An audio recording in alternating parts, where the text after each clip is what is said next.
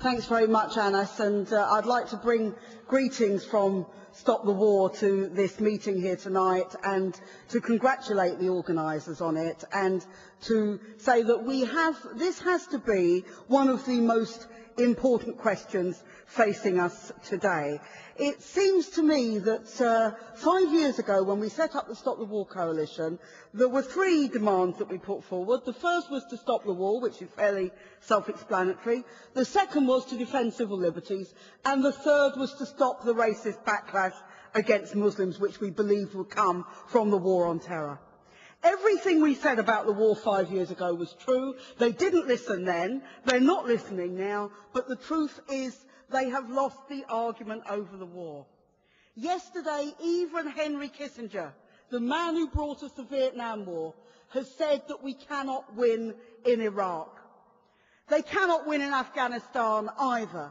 But they are creating mayhem in these places. And of course, the three arguments they used to take us into this war was firstly, the weapons of mass destruction. Secondly, that they would bring peace and democracy to the Iraqi people. Both of those have been proved to be complete lies.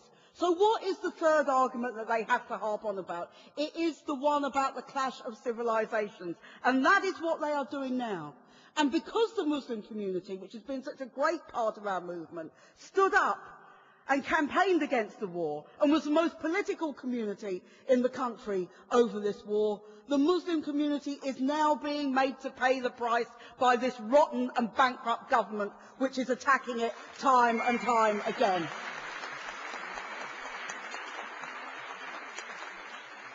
And you know, 5 years ago, the government ministers went out of their way to say it wasn't the Muslim community that was at fault. We don't want racist attacks. We don't want mosques under attack. We don't want people to have to integrate forcibly. Now the government ministers are leading the attacks on people. We have Jack Straw.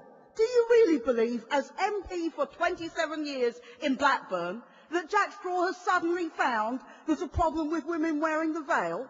He didn't have a problem when they voted for him wearing the veil, but suddenly when he wants to help to whip up this hysteria, it suddenly becomes a problem. Now I think the Trini and Susanna of the front bench should stop telling Muslim women what to wear and should allow them to live in the way that they want to live and to accept their own kind of customs.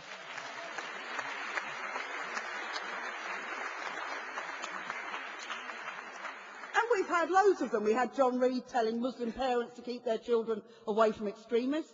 Perhaps Muslim parents would be better placed keeping their children away from John Reid, since he wants to lock them up for 90 days without trial, is the latest attempt they're bringing back again.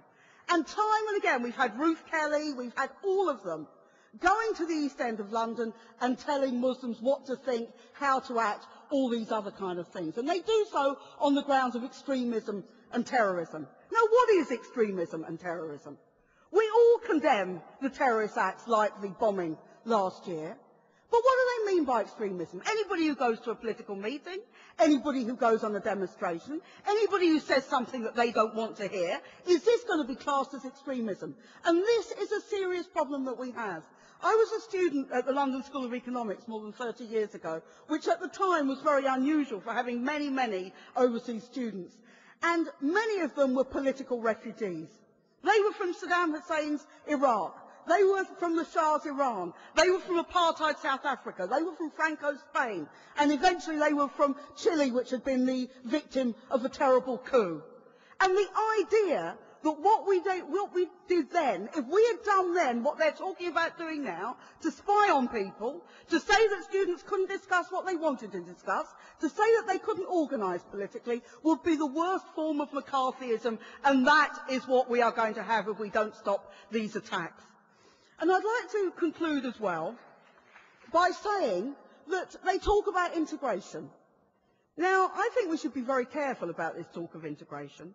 The German Jews were the most integrated Jewish community in Europe, and it didn't stop the Holocaust, it didn't stop the rise of fascism. And I'll tell you why it didn't, because this is a political question, it's a question of scapegoating, and it is a question of racism. And we have to say it as it is, and we have to be prepared to oppose it in every way that we possibly can. And we have had a very integrated movement. I believe most Muslims in this country, just as most people in this country, want to be part of wider society. They don't want to separate themselves off, but they want to do so on the basis of equality and respect. And when the Muslims in this country not only suffer racism, but have the worst housing, the worst schools, the highest unemployment, when they have all those things as well, no wonder that they feel they're being picked on, and they are being picked on over this kind of issue. Now, when we formed Stop the War, we were absolutely delighted that so many Muslims were part of our movement, and they still are a very, very central part of our movement. We had a very important conference on Saturday at People's Assembly where we passed a declaration against Islamophobia, where Anas and a number of other people here spoke. And the thing we need to remember in all of this is if you run, they will chase after you.